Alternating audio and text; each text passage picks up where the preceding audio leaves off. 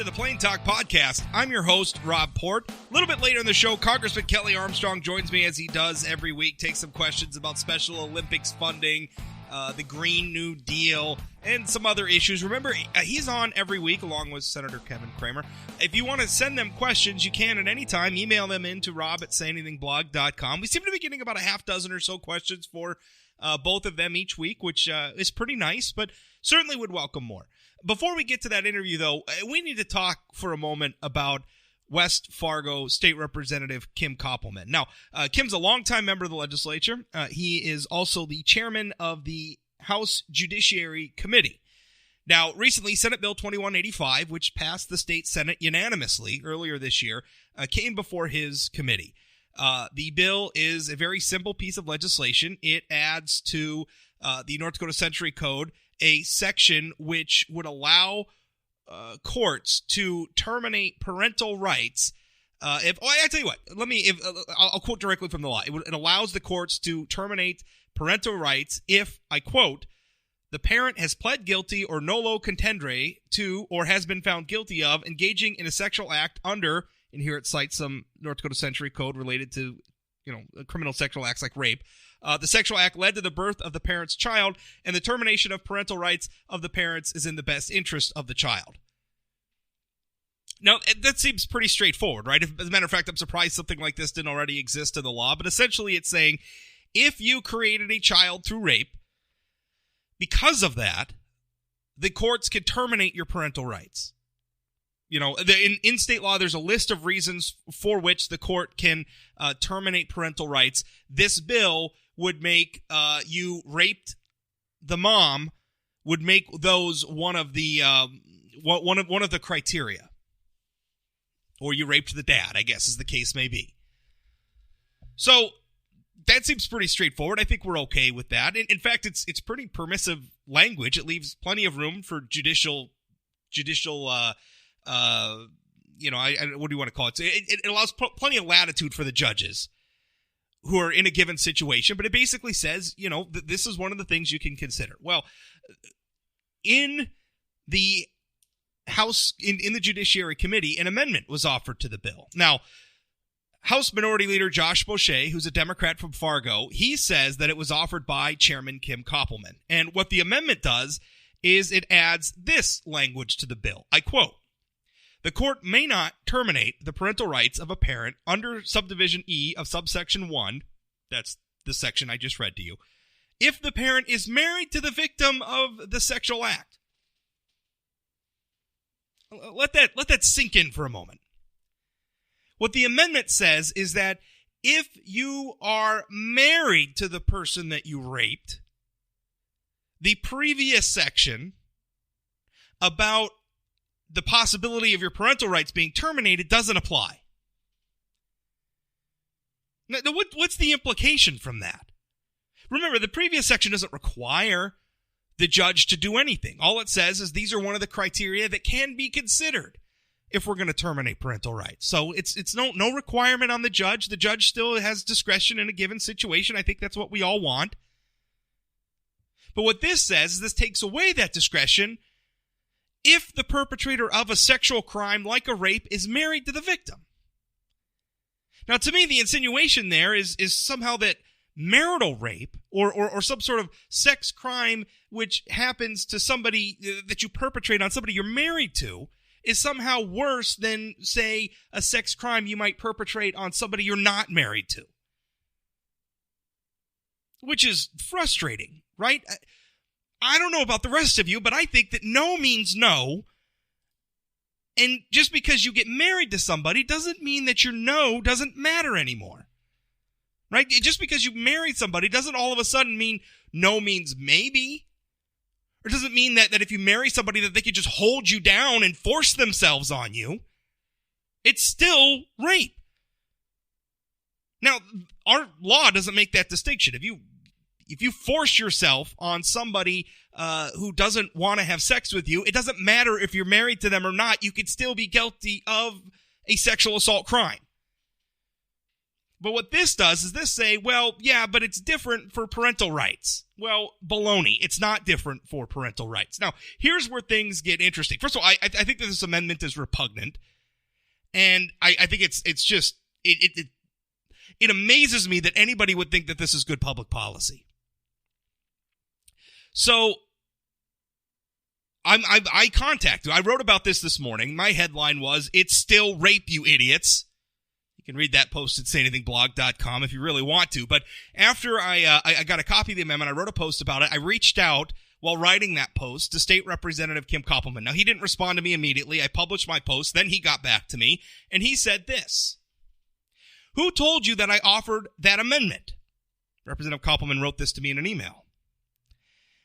He continued, "It was prepared on behalf of the Senate of the, I'll start over.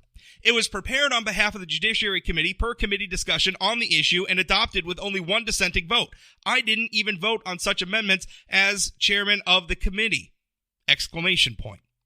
Obviously, you're getting false or biased information. So what Representative Koppelman is suggesting here is that he wasn't the originator of the amendment, that the amendment didn't come from him. It was just prepared by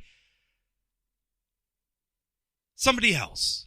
I guess it just appeared out of the ether. Now, here's the problem, though, is my colleague, reporter John Hageman, followed up on this, and he actually got audio of the meeting. And this is what he wrote in his article yesterday. Now, the headline of his article is "Spousal Exemption from North Dakota Bill on Rapist Parental Rights Causes Backlash."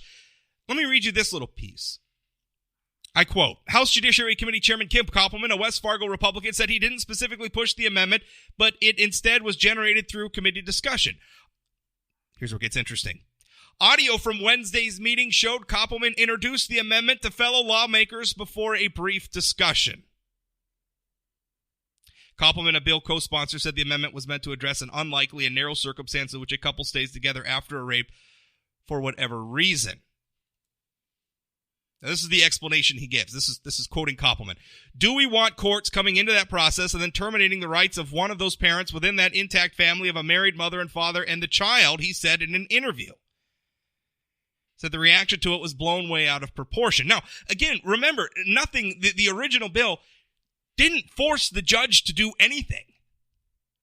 Right? I mean, again, all it did was add rape to the list of reasons, right? So if you rape somebody and that rape or sexual assault, right? Because there's different categories of sexual crimes in our code. So that sexual assault, to use a broader term than rape, if that sexual assault produces a child, the fact that you assaulted the mother of that child or the other parent of that child, as the case may be, can be a reason that the court terminates your parental rights. It doesn't say the court has to terminate your parental rights. It just says it can be a reason, a valid reason in the law for why the court can terminate your parental rights. Now, Koppelman saying, well, what about a narrow circumstance where the couple stay married after the sexual assault takes place? Well, what about it? The previous bill covers that. The judge still has discretion to act in an unlikely circumstance like that. The judge's hands would not be tied. There was no reason for this amendment at all. And what's more, there was no reason for Representative Koppelman to lie about it, because that's what he did. Now, listen, we can all, maybe Representative Koppelman was trying to be too cute. Maybe he was overthinking this. I don't know. Let's give him the benefit of the doubt. I don't think that Representative Koppelman is pro-rape.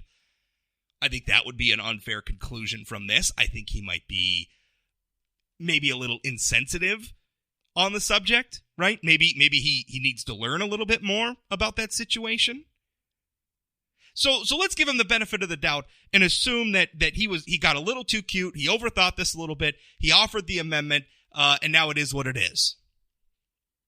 If that's the truth, why lie about it? Because that's what he's done. He lied about it.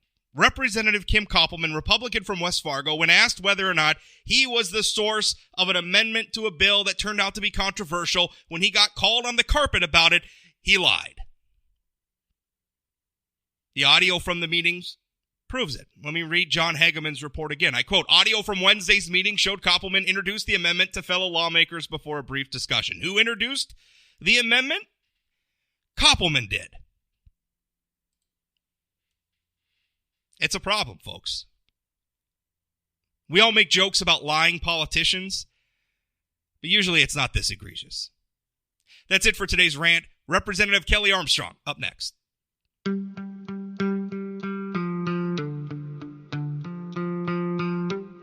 This episode of the Plain Talk Podcast is brought to you by Energy of North Dakota. Oil and natural gas from North Dakota strengthens all of America. And through our abundance of talents, innovations, and technologies, energy responsibly produced here translates to worldwide economic stability. With producers and our communities working together, we're securing a sustainable future that generation after generation can build on. It's all happening right now with Energy of North Dakota. Learn more at energyofnorthdakota.com.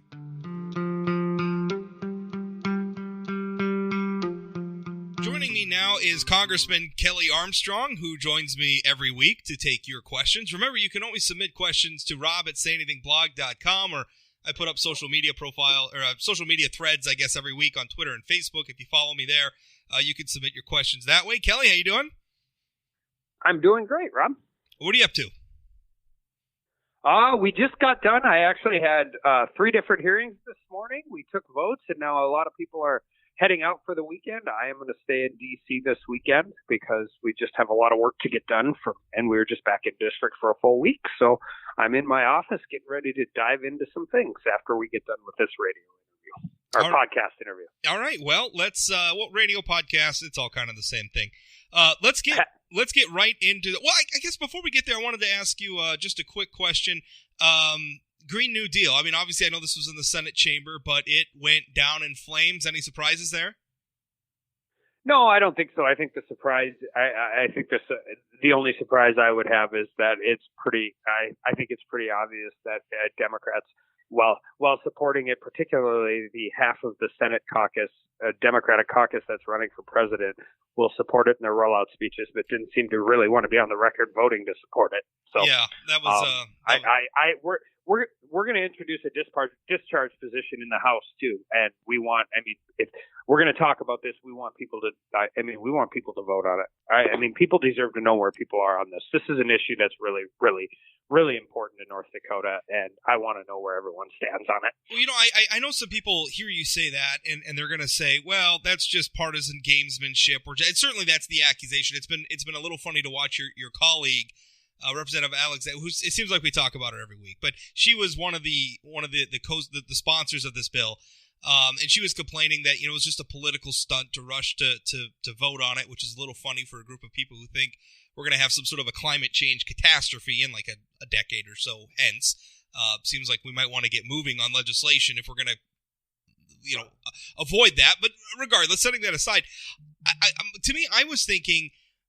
Voting on this is almost a way to let's get everybody on the record and let's reject, the absurd policy proposal so that we can get busy working on something that actually has a chance of passing, right? I mean, let's work on real world policy that balances our energy needs with prudent protections for the environment that's actually going to pass. Why don't we work on that? I mean, to me, it's let's get rid of the silly ideas. Let's focus on let's get real. Well, and I would say the political gamesmanship and partisanship is framing something in a 3-word soundbite that says that sounds appealing to a lot of people without any underlying policy to understand how it affects the economy, how it affects jobs, how it affects the energy industry, how it affects production agriculture, particularly in rural America. We spend a whole lot of time down here, and we'll continue to do it as we continue to. There's more and more of a divide between urban areas and rural areas, and we're the ones that produce the things that urban areas need to survive in their daily life, and we have to be a part of a realistic conversation. Let's get to some questions now from listeners via Twitter. Fed Up in ND asks, ask him if he supports budget cuts proposed for Special Olympics and the other education department cuts for disadvantaged kids as proposed by Betsy DeVos. And that question was also asked by Liam on Facebook. Liam asks, I want to know his thoughts on the proposed cuts to Special Olympics from the Trump administration. Yeah, I'm gonna actually. It's a terrible idea. And I think this is where we get into our budget issue. The vast majority of the money raised for Special Olympics is raised through private donations. And in reality, through, whether it's the athletes, the volunteers, or the organizations, I'm not sure there's an organization that more exemplifies community service. And this is providing opportunities for kids who simply would not get them otherwise. And there are a lot of places in federal government where we can cut wasteful spending, but I don't think this is not a good place to do it, particularly when, we talk public-private partnership a lot and we deal with these issues. But I mean, the federal investment in Special Olympics is significantly smaller than the private investment, and that's the way these programs should work. Well, I think so. No, I do not support the cut to Special Olympics at all, and I will oppose it vocally and wherever I possibly can. I think some of the just to put some meat on the bones there, I think some of the ballpark figures I saw is that the federal appropriation is around $17 million a year, and I think Special Olympics overall budget is north of like $130 million a year, somewhere in those ballpark. Those figures may not be exact, but like you said, the federal appropriation is relatively small. Let me just ask you one follow-up though, because anytime we debate a given piece of spending, $17 million, that's a lot of money to you and me. That is a drop in the bucket compared to our multi-trillion-dollar national budget. That being said, there's always that argument where, everybody wants to cut spending and do something about the national debt and deficit, but when we start actually talking about cuts, there's always some faction that's against a particular cut. So in this instance, yeah, it's only $17 million, but what about the argument where $17 million here, $17 million there, pretty soon you're talking about some real money? Yeah, and there's absolutely a valid point to that, but the real fundamental problem in this town, and the numbers show it. 70% of this budget is made up by mandatory spending. Of the 30% that's discretionary, half of that is military spending. These nibble around the edges issues do not solve the problem. Quite frankly, if you were going to deal with that, you should cut 100% of the non-military discretionary funding. Well, we know we can't do that. So we need a real budget. We need real budget reform, and we need to have tough conversations. But nibbling around the edges and sabotaging Special Olympics is not going to get our $23 trillion deficit in check. Just to stay on that, nor is cutting three or four other of these small programs that provide outweighed benefit versus the cost. That's the other part of the issue. The benefits of these things to the communities, to the families, to the kids, and by the way, not just the kids that are in the program. My kids are in school. The way we have integrated kids with special needs into our school system is not just beneficial to those kids; it's beneficial to my kids as well. And it teaches a society to care about the people they need to care about. So the benefit just so far outweighs the cost in this particular instance. I think it's just silly to be even having the conversation. Just staying on this real quick, when is Congress going to get back to something approaching a regular budgeting process? Because it seems like it's just a constant crisis. I can't even remember the last time we just had a normal, bills came out of appropriations committees, a budget got passed, and appropriations were made, and it just seems everything's a crisis. Everything's brinksmanship and right down to the last minute. Are we ever going to go back to the old ways of doing things? Well, I think to some degree, I think if you look at, talking about the shutdown and how we deal with it, I think one of the things that we have to recognize is the reason only a third of the government shut down during the last shutdown is because particularly the Senate had got back on track and we were passing budgets through both chambers. So I think we forget that sometimes, but it sounds like the Democrats in the House aren't even going to propose budgets. So unfortunately, I don't see anytime soon. It's also fairly hypocritical considering not very long ago, when in the minority, they were demanding budgets, and now they're punting on it. I have another question from Cinnamon Girl, but she's got a list of things that she wants updates on, so I'm going to do these one at a time. First is status on 10% middle class tax cut Trump said was ready at midterms.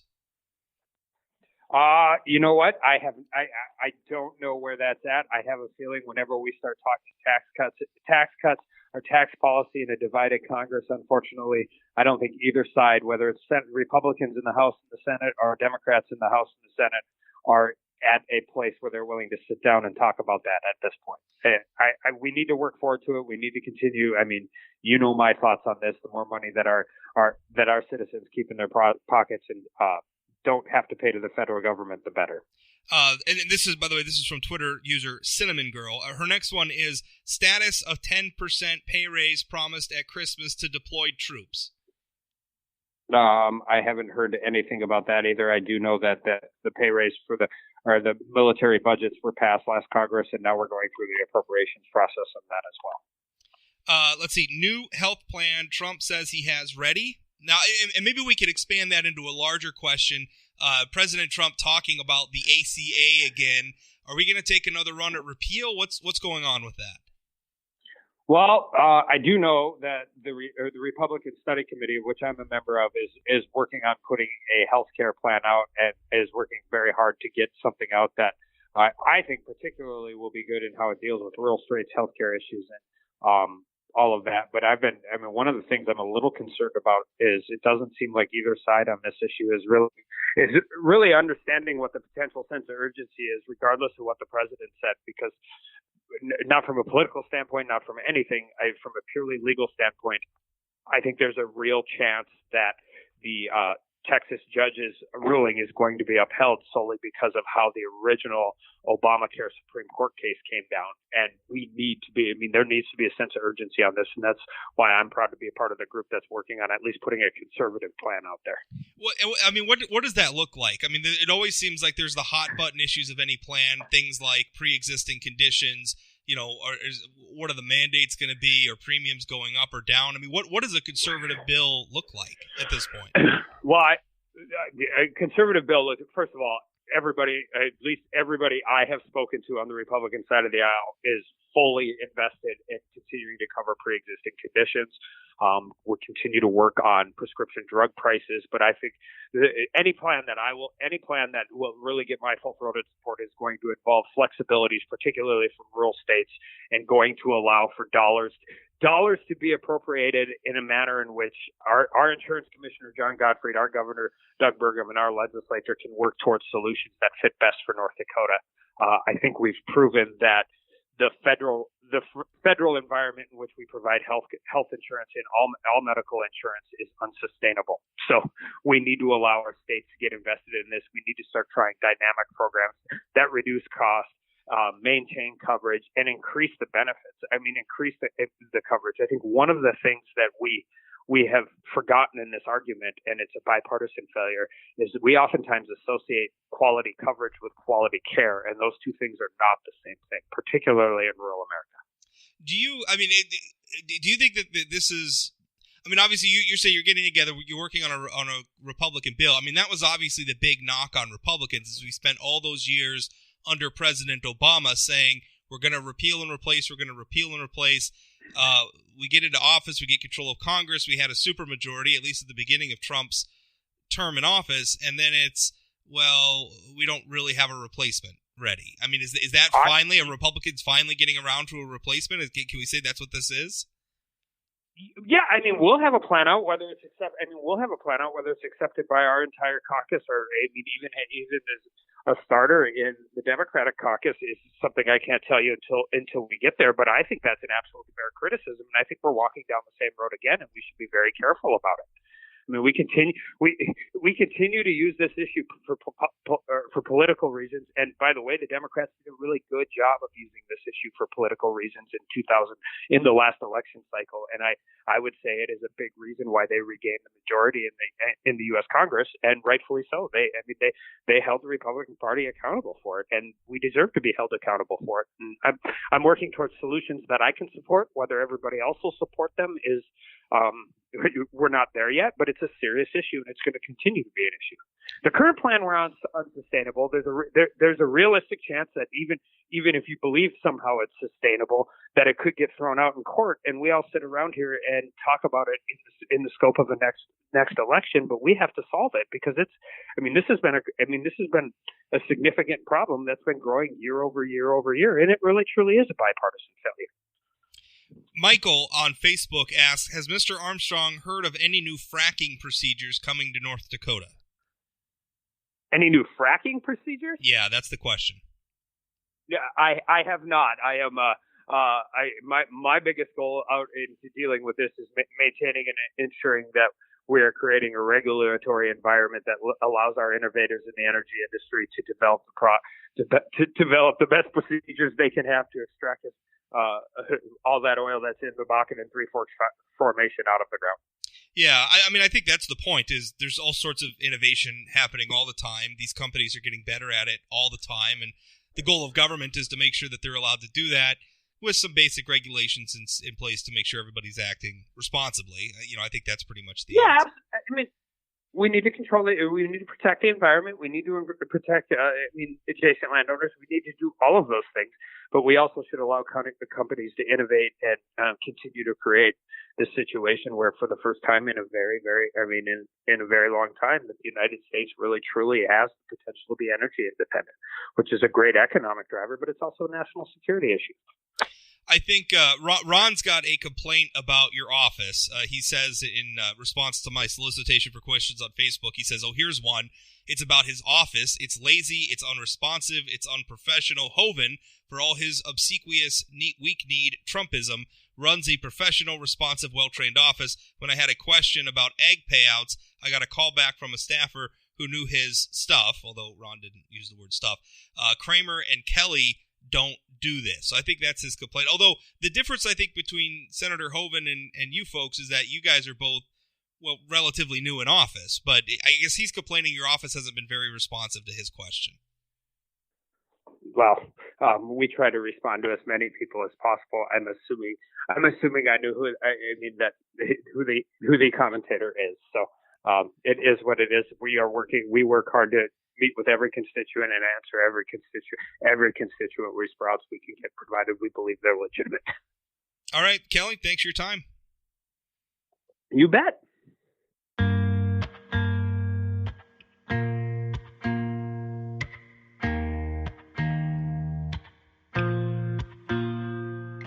That's it for today's Plain Talk podcast. Now, I've been asking you this favor for a few episodes now, but I'm going to keep asking it because it really does help. If you're able to rate or review this podcast on the platform that you're listening to it on, something like Stitcher, I know allows it, something like Apple Podcasts or iTunes allows it.